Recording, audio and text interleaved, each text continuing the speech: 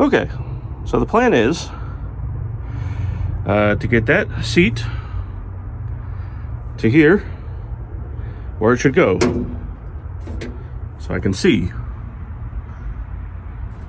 out the windshield. It's worth noting what some of these wires do.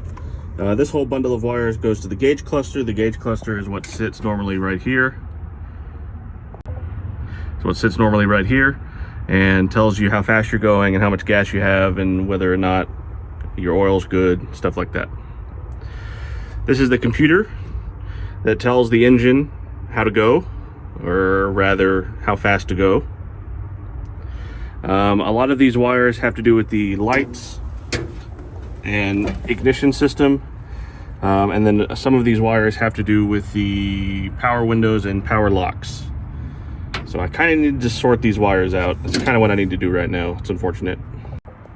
All right, let's do this systematically. This little bundle of wires goes to the inside of the cab. One of them goes to the lights inside the cab. One of them goes to the courtesy light. When you open the door, there's a little light on the side that turns on. So that's that. One of these is the cigarette lighter. So we're just going to leave those hanging out the door for right now because we don't need any of those right this second. This big wire is the door locks. Door lock power. So it needs to be big because it's handling a lot of current. It's handling full battery voltage. So that's going to live here as well with the rest of these. These two gray wires light up the back of the display. So the display that shows what gear you're in or what selection you have on the mode selector, and the backlight for the speedometer, that's these. All of this is the headlights and the headlight controls.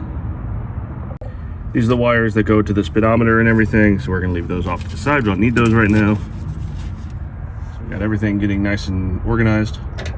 This guy is power for the power windows. I believe this connector goes to the air conditioning system because it's not connected to anything, and a lot of these wires go up to the air compressor, which is that.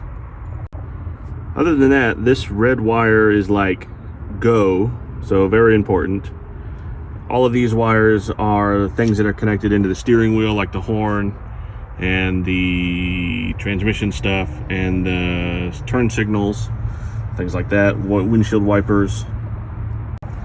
And then this whole bundle goes to the back. So this is like the rear lights and the rear signals, things like that, rear turn signals. And that bundle of pink and purple and red wires, that's the stuff that makes the car go. So we need that as well. So here's the problem I'm dealing with. Here's seat number one.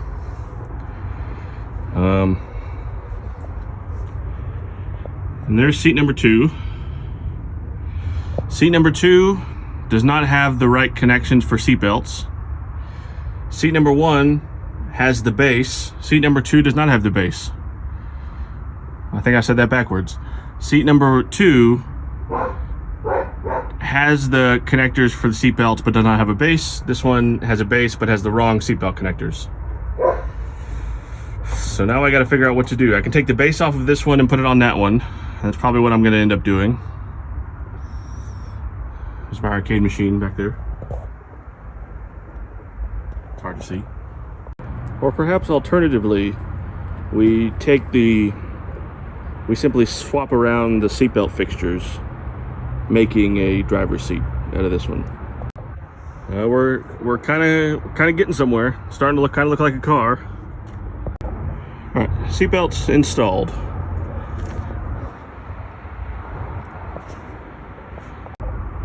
This is kind of where things are at right now. It's Sunday afternoon.